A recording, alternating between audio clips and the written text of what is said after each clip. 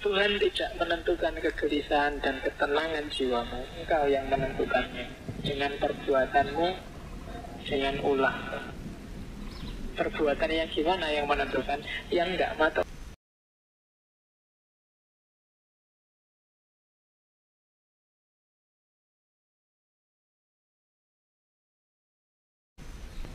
Assalamualaikum warahmatullahi wabarakatuh. Kita berjumpa kembali di Kata Filsafat. Ketenangan. Ini rumus untuk hidup tenang. Lanjutannya yang tadi katanya Krishna. Hiduplah di tengah kerumunan dunia tanpa keterikatan pada benda-benda dunia.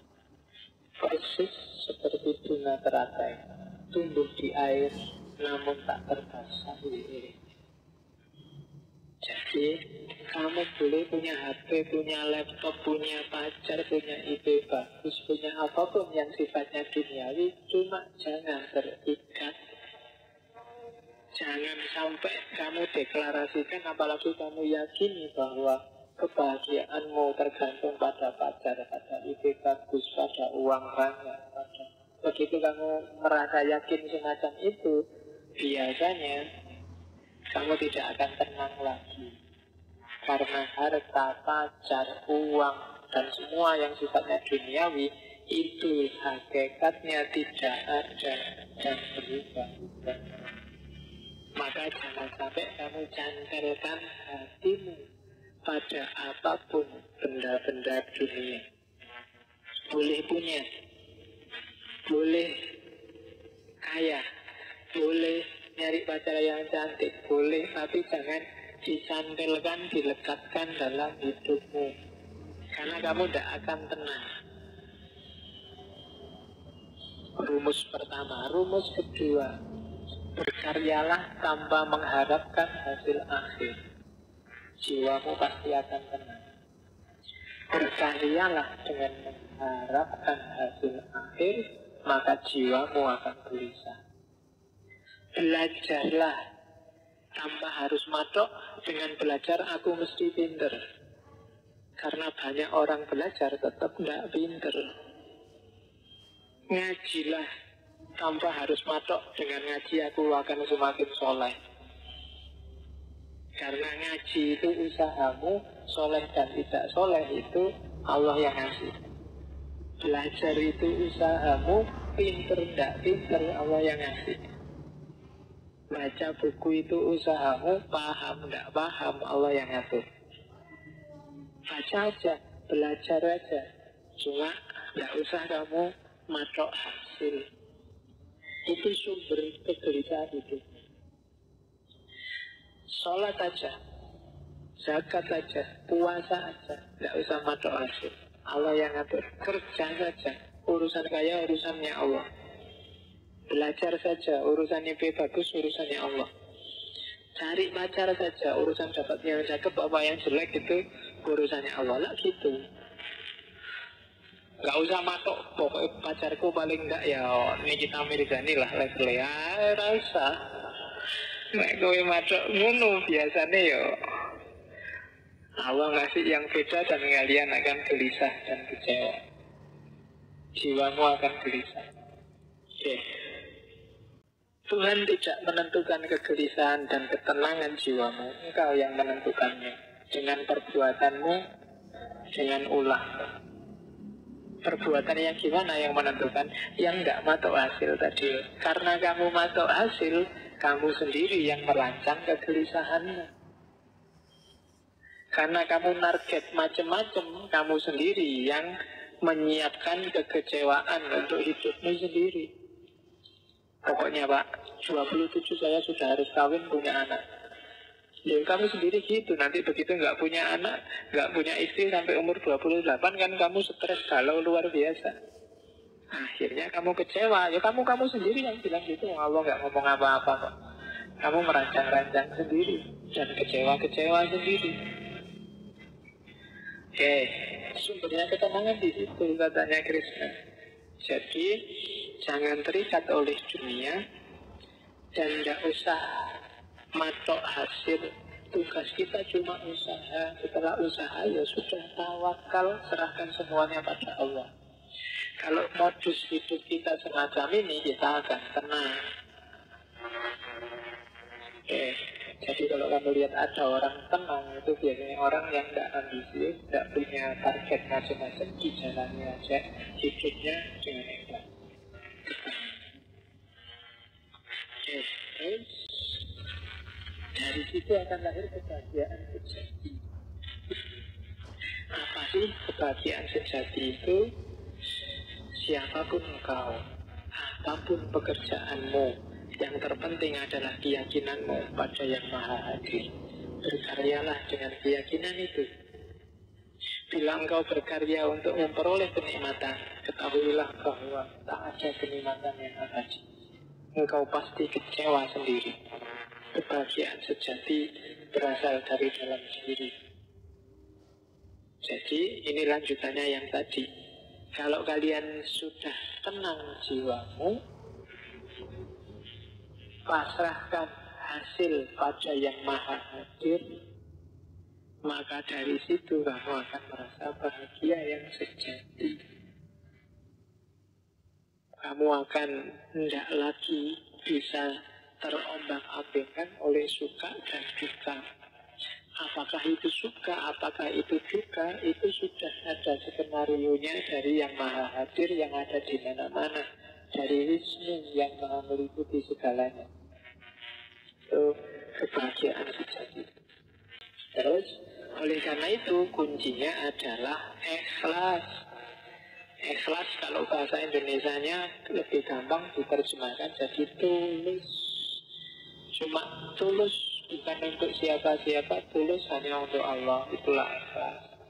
Banyak cara untuk meraih kesempurnaan hidup, namun yang paling mudah adalah berkarya tanpa pamrih. Ini aku, katanya Krishna. Karena Krishna ini kan inkarnasinya Tuhan, jadi demi aku, maksudnya ya demi Tuhan. Kalau hanya demi Tuhan saja, kamu akan cenderung lebih tenang. Jadilah pengabdi sejati dengan cara itu. Bersahabatlah dengan setiap orang, kasihilah setiap makhluk, jangan membenci siapapun dan apapun. Itu rumusnya ikhlas.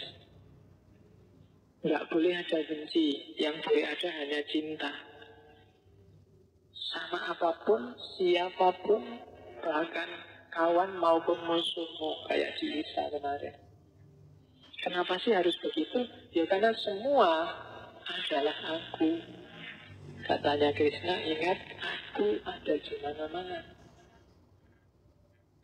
Dalam diri manusia ada hakikat ketuhanan. Itu kan nggak cuma di Islam saja, di Kristen saja, semua manusia juga begitu.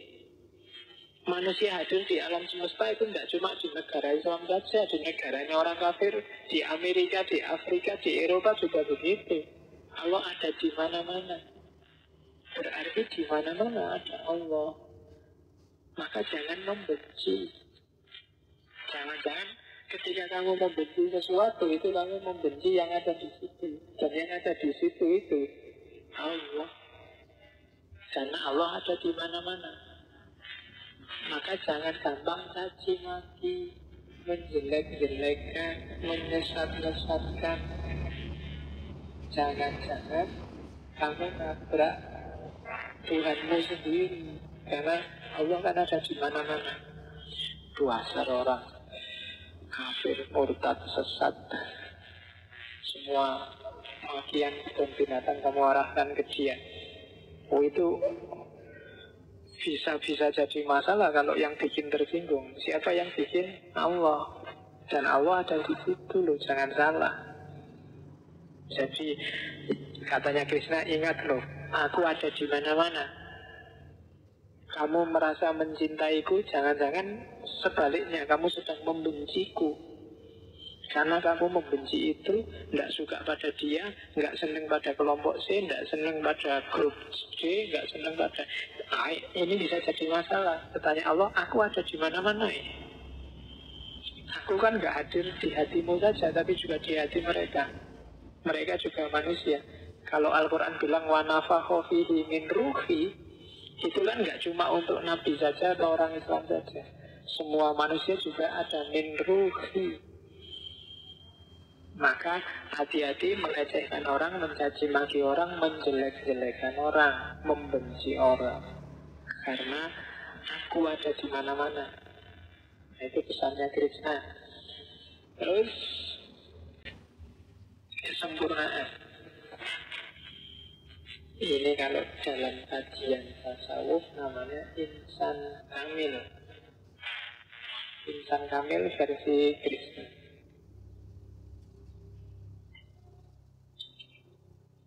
Saya tidak tahu, tidak populer ya istilah insan kamil menurut Krishna. Saya tidak tahu kalau kamu mengajukan proposal diterima apa enggak. Jadi katanya Krishna, kayak gimana sih manusia ideal itu? Yang pertama, bebas dari rasa angkuh dan kepemilikan. Enggak sombong, enggak terikat oleh dunia. Kalau ada orang yang kayak gini, dia punya karakter seorang manusia yang sempurna.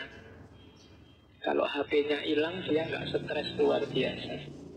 Kalau komputernya rusak, dia nggak galau, biasa aja. Kalau pacarnya selingkuh, biasa aja, tinggal nyari yang lain. Loh, itu namanya nggak terikat. Kalau kamu apa-apa galau, apa-apa sumpah, apa-apa stres, menunjukkan bahwa kamu masih sangat terikat oleh dunia. Jadi ciri manusia sempurna yang pertama, bebas dari rasa angkuh dan kepemilikan. Yang kedua adalah ia yang memandang sama, suka dan duka dan semua pengalaman lain. Dapat senang, alhamdulillah. Dapat duka, alhamdulillah. Biasa saja. Hidup memang ada suka, ada duka. Itulah cirinya hidup di dunia. Jadi tidak kaget, tidak gampang galau, tidak gampang sumpah. Juga kalau seneng nggak loncat-loncat, nggak euforia. Suka duka itu biasa. Jadi orang sempurna itu justru orang yang stabil. Saya tidak tahu orang kayak gini mungkin tidak atraktif, tapi dia tenang. Yang selanjutnya adalah puas dengan apa yang diperolehnya sebagai hadiah dari Yang Maha Kuasa. Apapun yang dia alami, apapun yang dia dapat, dianggapnya itu persembahan hadiah dari Tuhan, dari Allah. Alhamdulillah dikasih rambut keriting. Alhamdulillah sekarang uangku tinggal 10.000. Alhamdulillah apa nih? Hidupku pesek. Alhamdulillah semester ini yang nggak lulus banyak. Alhamdulillah. Ya kan dia selalu puas. Semua persembahan dari Allah. Paling tidak itu menunjukkan bahwa ternyata Allah masih perhatian padamu. Jadi perhatian itu nggak selalu kan dikasih yang bagus-bagus, yang enak-enak. Orang tua yang peduli sama anaknya itu ya kadang ngukum, kadang gewer, kadang anaknya minta nggak dikasih. Justru menunjukkan orang tua yang peduli. Tapi orang tua yang sibuk nggak sempat ngopeni anaknya, itu biasanya cenderung anaknya minta apa aja dikasih, udah tak kasih. Bapak kerja itu apa kasih. Anaknya dicuekin. Jadi jangan-jangan orang yang seneng terus itu kamu harus curiga. Jangan-jangan kamu sedang dicuekin oleh Allah. Maka ketika ada sumpet-sumpet dikit, ada galau-galau dikit, ada masalah dikit, terimalah itu sebagai persembahan dari Allah. Terima kasih ya Allah masih peduli padaku. Beliau jaga tabak. Jangan khawatir, karena Allah sudah janji bahwa dia tidak akan ngasih ujian yang tidak kuat kamu tanggung, kecuali kamu cengeng. Kalau kamu cengeng itu kan jangan ujiannya enteng, tapi kamu cengeng seolah-olah berat luar biasa.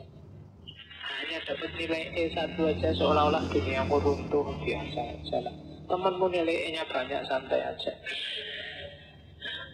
Tidak ada yang gitu. kamu galau, hanya nggak dapat pacar aja kamu puyeng. Ada yang sampai umur 40, 50 nggak dapat suami, nggak dapat istri juga santai-santai aja. Jadi kamu bukan orang yang paling malang di dunia ini. Yang lebih sumpek dari kamu banyak, ribuan, mungkin jutaan. Jadi tidak pantas kamu mengeluh dalam hal apapun. Oke, terus pikirannya selalu terpusat padaku. Ini yang agak berat. Day to day, minute to minute, yang ada di pikiranmu hanya Tuhan, hanya Allah. Cirinya orang yang sempurna. Mau apa-apa, nyambungnya ke Allah. Mengalami apa, nyambungnya ke Allah. Tidak punya apa, nyambungnya ke Allah. Saya sebut Allah meskipun ini Krishna, biar nyambung sama hidupnya. Kalau Krishna kan sebutannya bukan Allah pasti. Oke, itu yang saya sebut basic over. Dengan kayak gini sebenarnya ajaran-ajaran kayak gini di kita juga lengkap banyak. Cuma kayak tadi, karena kalau kamu ngaji cepet-cepetan, kalau ada ceramah agama kamu anggap besok, kalau ada ya kan, ada ceramah-ceramah itu kan kamu anggap setahun, kayak gitu gak penting kan gitu. Maka perlu agak trik ingin kita jalan-jalan ke agama yang lain, biar lebih seger lagi kalau besok kamu kembali ke agamamu sendiri. Kayak gini kalian baca Ihya Ulumuddin juga sudah banyak indikasi ke sana. Cuma kalau ngajinya tak ganti, besok kita ngaji Ihya Ulumuddin ya, kita bawa kitabnya mesti ini teko. Itu penyakit kita sebenarnya. Terus tidak menyakiti dan tidak membiarkan orang menyakiti. Unsur akhoka zaliman au mazluman. Jadi manusia yang sempurna itu dia tidak akan menyakiti orang lain, juga tidak akan membiarkan ada perilaku sakit menyakiti. Dia akan turun tangan sesuai kapasitasnya. Tidak akan diam saja, tidak akan cuek. Terus manusia sempurna itu bebas dari rasa takut, gelisah, dan amarah. Tidak perlu dijelaskan, kalian sudah ngerti. Terus dirinya terkendali, pikirannya jernih, menganggap sama kawan dan lawan, pujian dan makian. Dipuji tidak besar kepala, dicaci juga tidak mengkerut, biasa saja. Cirinya manusia yang sempurna, tidak nyari pujian, juga tidak gentar dengan cacian. Manusia hari ini biasanya yang dicari pujian, kalau ada yang kritik, marah, tidak mau. Berarti belum termasuk manusia yang sempurna. Manusia yang sempurna itu kawan atau lawan biasa saja, pujian dan makian juga biasa saja. Karena pujian juga sifatnya kan temporer. Kenikmatan, kesuksesan juga sifatnya temporer. Manusia itu kan kalau di dunia makin lama makin biasa, setelah biasa tidak enak. Kamu yang biasa nilai A, lama-lama dapat nilai A itu biasa, dan kadang-kadang lama-lama hambar, tidak seru. Terus ya, tidak kaget lagi, mesti A kan itu hambar rasanya. Yang E juga gitu, biasa aja dapat E. Pengalaman saya sejak semester 1 terus biasa lah, tidak kaget. Ya kan, jadi yang bikin sumpah, bikin kaget, bikin galau kan permainan pikiran. Jadi standar sama loh, yang punya pacar cakep mau anggap seneng terus gitu, enggak. Awal baru nembak diterima seneng, nanti dapat 1-2 tahun biasa. Kadang-kadang malah nyari yang lain, karena lama-lama jadi hambar rasanya. Awalnya yang-yangan, lama-lama ya maki-makian. Awalnya sangat penuh pengertian. Maaf ya, aku terlambat. Enggak apa-apa, aku baru sebentar kok datangnya lagi. Tapi nanti dapat 2 tahun, kamu belum bilang maaf sudah disemprot. Jadi jangan terpengaruh yang gitu-gitu. Pujian, makian, kawan, lawan itu biasa saja. Anggap hidup ini biasa saja. Semuanya, yang istimewa hanya satu, Tuhan, Allah. Itulah orang yang mencapai kesempurnaan.